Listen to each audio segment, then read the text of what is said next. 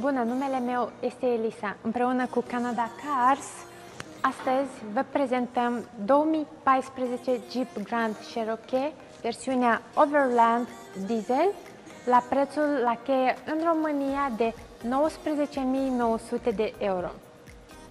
Da.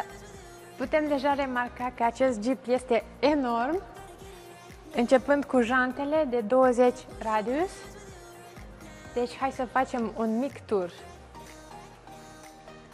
Deci avem luminile Xenon Adaptive LED, avem această protecție neagră aici pentru capotă și la fel mașina este echipată, foarte bine echipată în caz de un remorcaj urgent aici și în partea aceasta.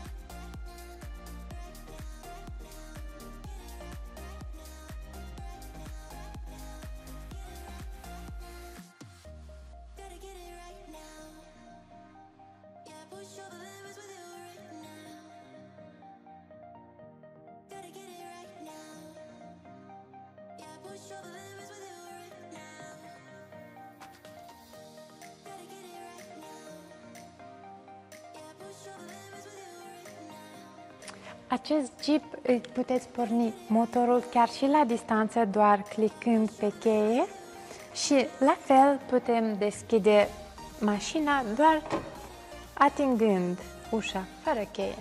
În spatele mașinii, în caz de urgență, la fel ca și în față, avem aici în caz de o remorcă. Și acum hai să facem un mic tur al mașinii.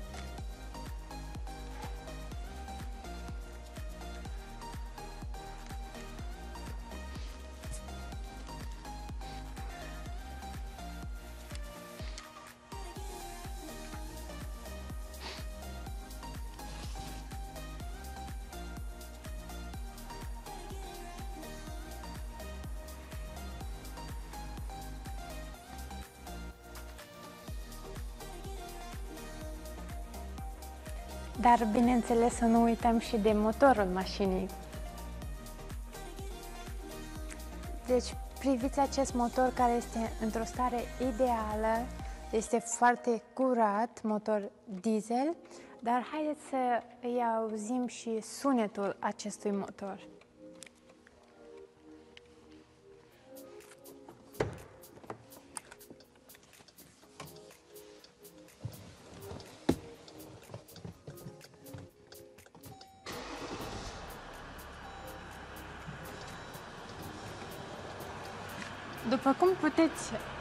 După cum puteți auzi, sunetul nu este foarte mare, nu face foarte mult zgomot, este liniștit, nu este nevoie să vorbim foarte tare ca să ne auzim și să nu uităm să menționăm că motorul este peste 200 de cai putere.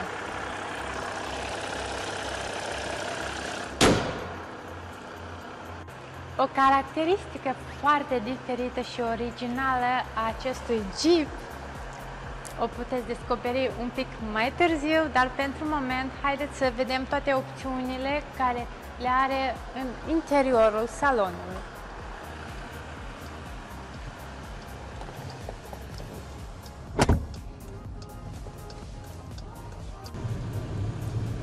O caracteristică minunată a acestui Jeep este faptul că avem un acoperiș cu panoramă. Clicând aici îl putem deschide.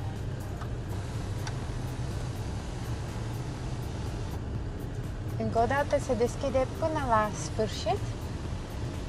La fel, salonul este foarte bine menținut, nu este nicio zgârietură. Puteți la fel remarca Overland, versiunea Overland peste tot este imprimată Și kilometrajul vehiculului este de 202.000 km.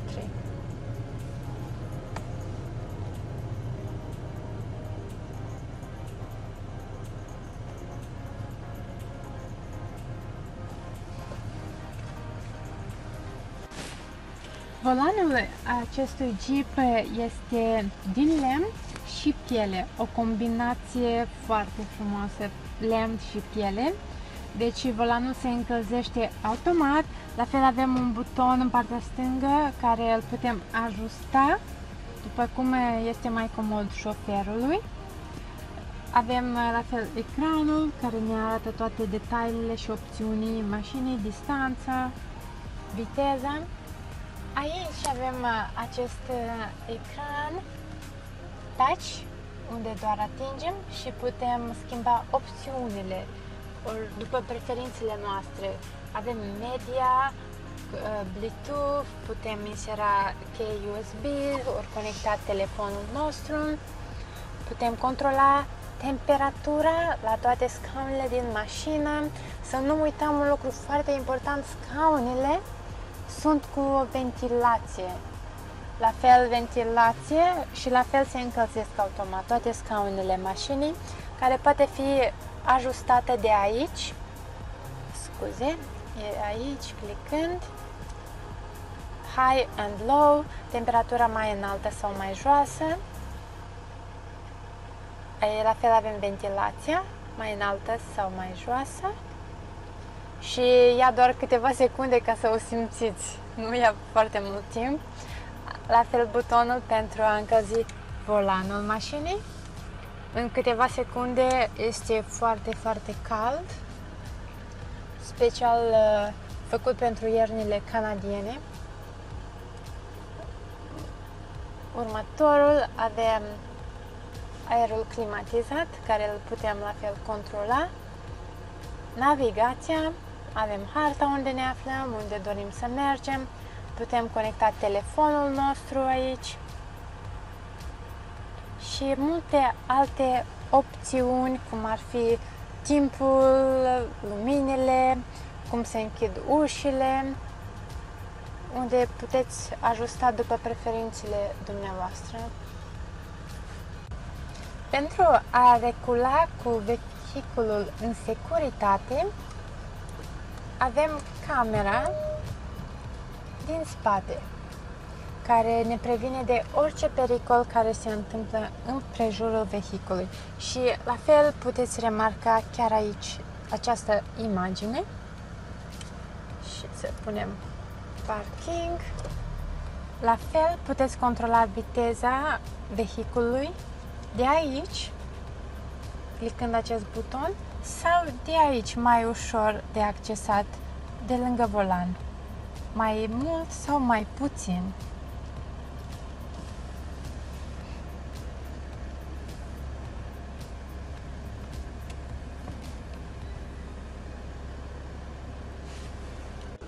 Cum deja am menționat, acest Jeep are o surpriză.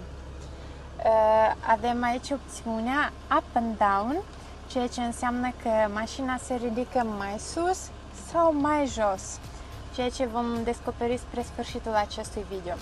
În timp, avem aici opțiunea Auto, deci să ne ducem la Snow, zăpadă, ceea ce vrea să zică că dacă conduceți și afară este zăpadă, puteți alege opțiunea zăpadă.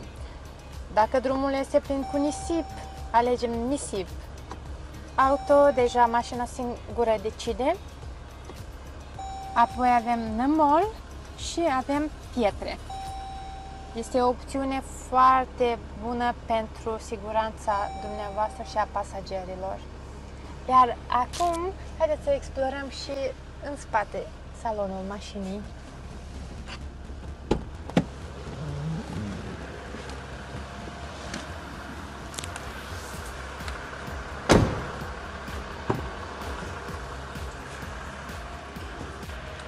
În spate, în salonul mașinii, avem acest set de covorașe din cauciuc negru,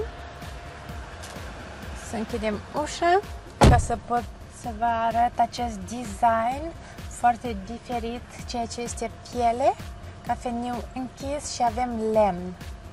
Iar aici totul este bej, este într-o stare foarte bună, nu are nicio zgârietură și este foarte fin la atingere. Când atingeți puteți simți cât este de fin, la fel și aici. Aici avem controlul aerului climatizat pentru pasagerii din spate, deci chiar și pasagerii singuri își pot ajusta temperatura scaunului, nu este nevoie de șofer ca să o facă. Aici avem priză pentru laptop sau telefon și două spații pentru cheie USB. Și acum să vedem și portbagajul electric. Haideți să descoperim și portbagajul electric al mașinii.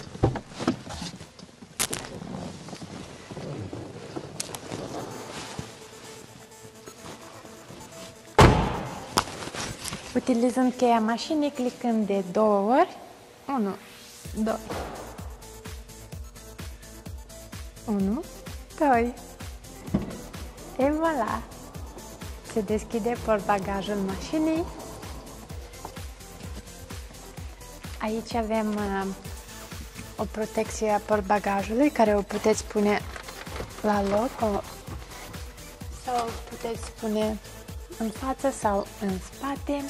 Portbagajul este la fel de culoare bej, nu mai are elemente din lemn, dar putem observa aceste metale pentru siguranța obiectelor care stau în portbagaj.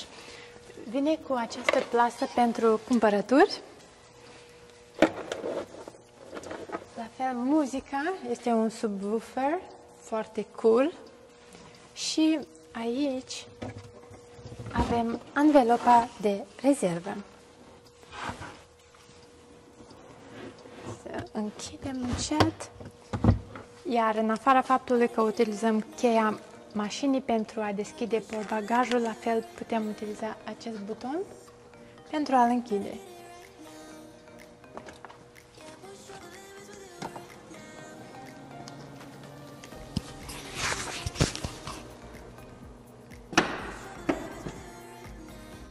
Deci, cum deja am menționat la începutul acestei prezentații, avem o surpriză pentru voi.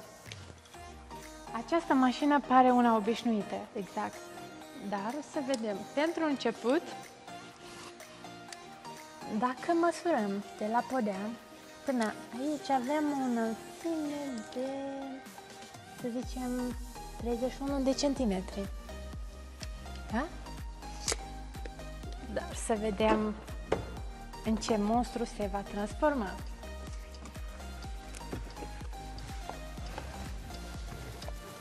Doar clicând butonul Up, să vedem, să închidem ușa.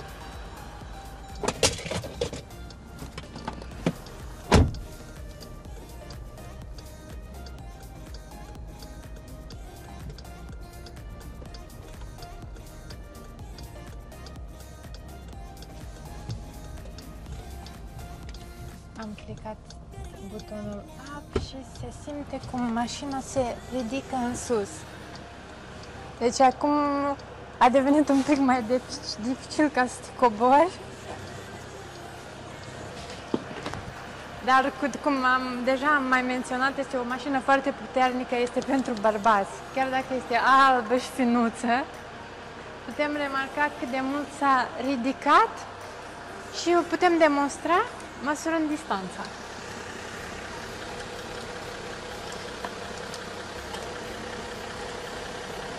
Deci de la 31 de centimetri s-a ridicat practic la 37-38 de centimetri.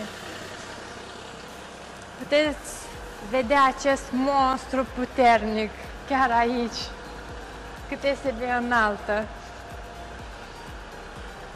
Să închidem ușa ca să puteți vedea mult mai bine. Chiar și aici se vede distanța dintre anvelopă și mașină.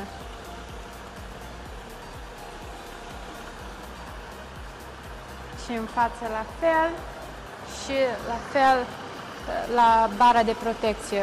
Putem vedea cât de mare a devenit, cât de gigantică. Aveți șansa să fiți norocoși acestui monstru gigantic în garajul dumneavoastră. Doar contactați-ne pe canalul nostru canadacars.biz. Aveți toate detaliile și este livrare la cheie direct în România. Sunați-ne acum!